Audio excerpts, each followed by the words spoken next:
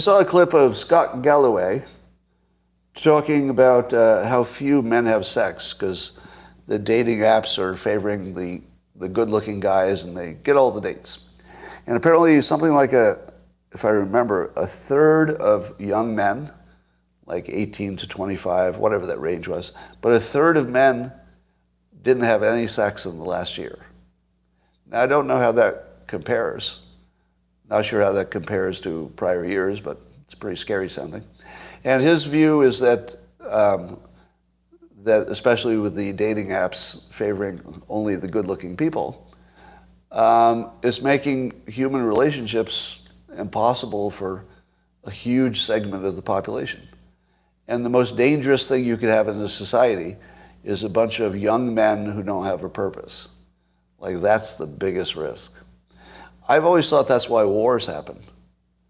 That war is actually a requirement of siphoning off the young men. Because if you have too many young men that are not doing productive things, it's another problem. Now, I'm not saying that anybody does that intentionally. They don't start wars to intentionally do it. I think it's just one of the things that happened, from bad events. But is it true? Because I'm going to make a prediction. Here's my prediction.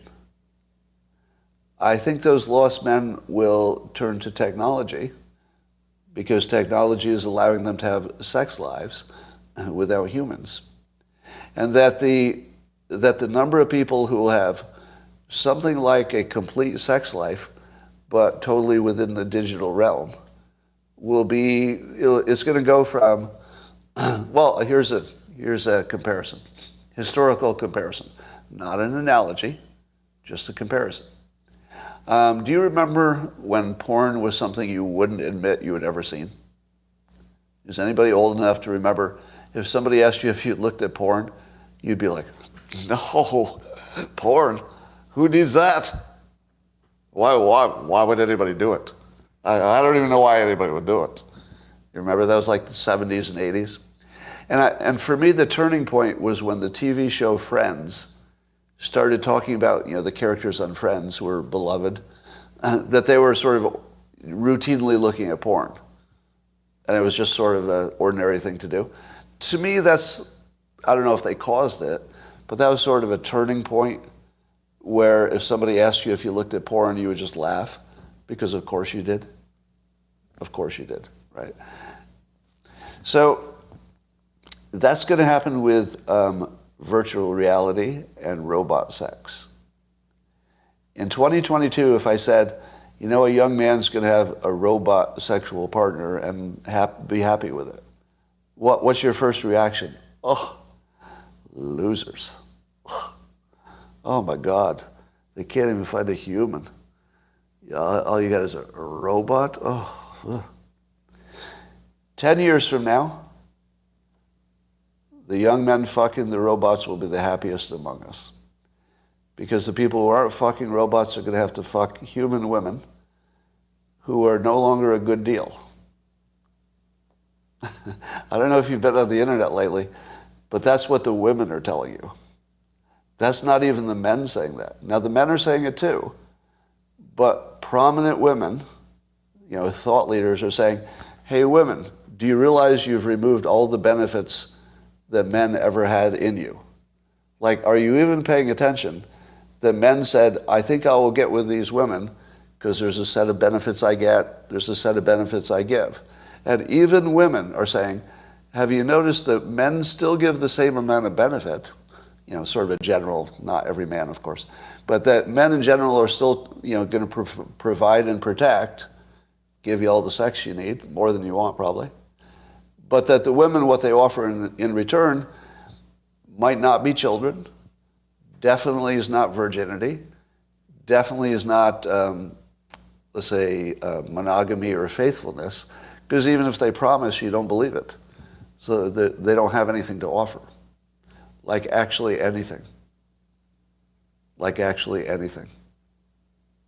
And that's been true for a while, but to hear women say it to other women is the part where I think something's going to change. If men say it to women, I think it just, gets ignored. But it's women telling women, you're never going to be happy, you're never going to get married unless you reciprocate. And you've fallen into a situation where reciprocity seems almost unethical. Like it seems there's a generation of women who have been raised to believe that they are recipients only.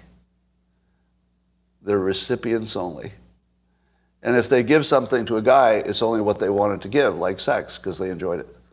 They enjoyed it too. So that's what they give, is only what they enjoy. They don't have to give something they don't enjoy, or that's just for the guy, because the guy will come back anyway. Now, of course, I'm making too much of a stereotype, and of course, none of this applies to all people. And of course, there are still good women and good men who are getting together.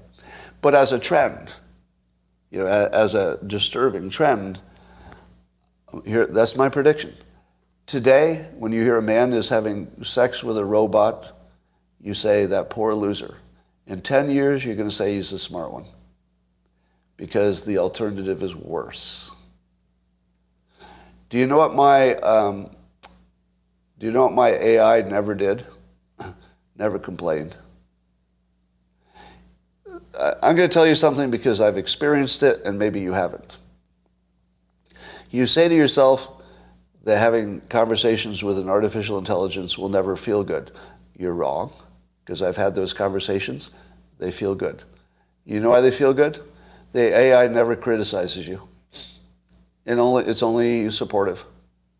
And you will absolutely, I guarantee you, prefer to spend time with the supportive artificial intelligence versus the asshole who's in a bad mood because they haven't eaten and whatever's on their mind.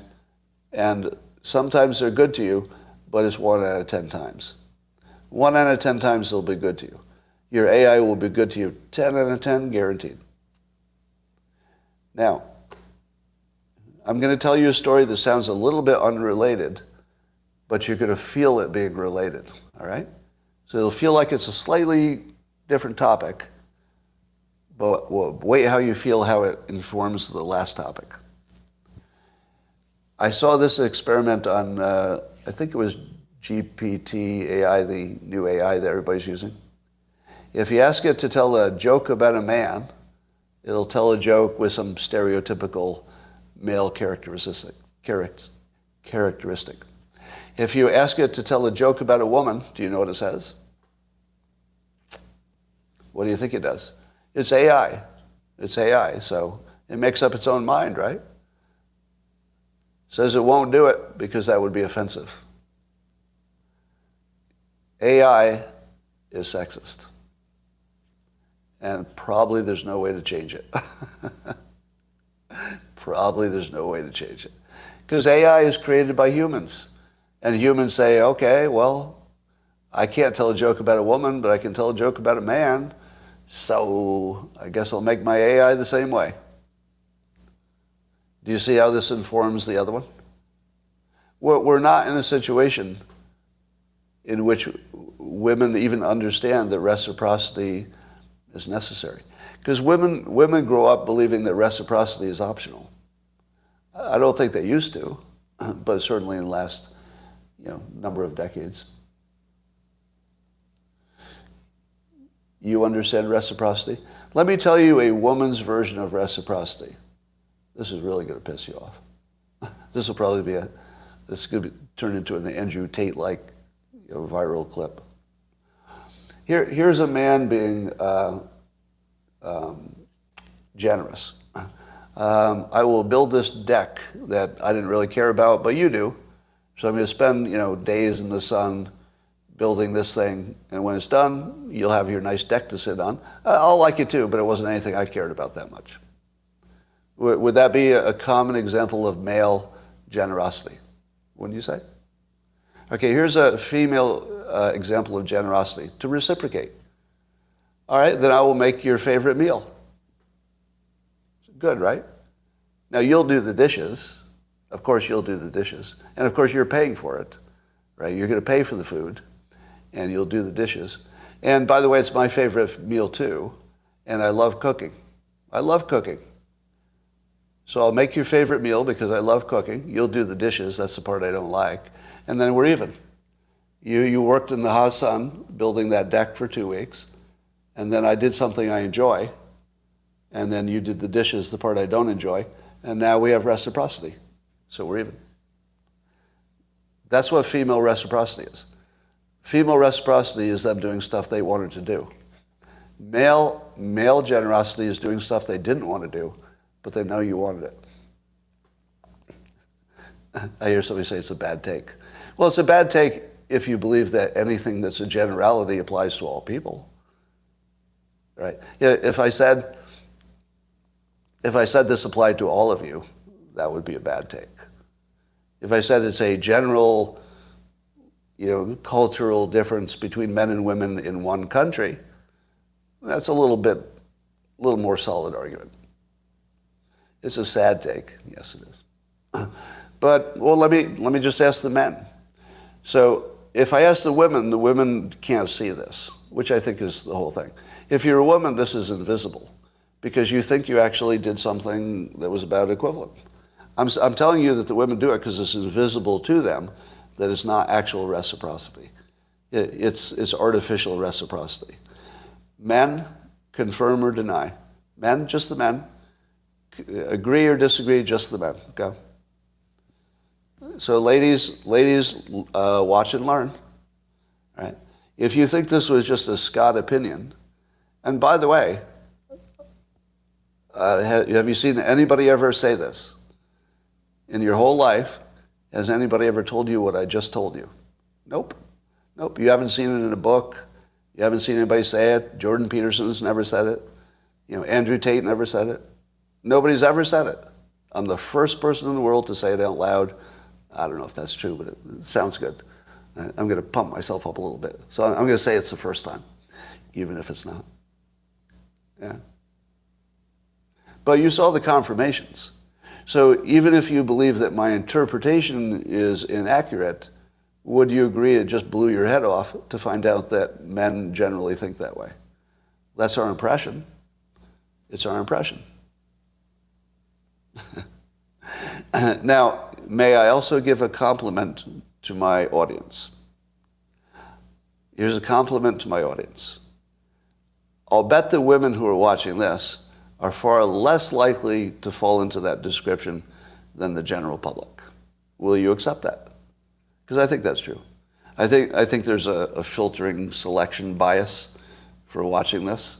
So it attracts a sort of person that has a different ethical standard.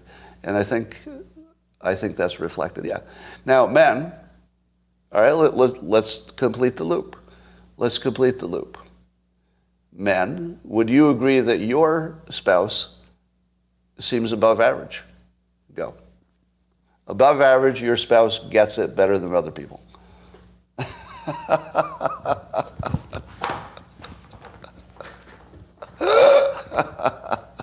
Nope. All right. I think I could tell the difference between people whose spouses watch this live stream.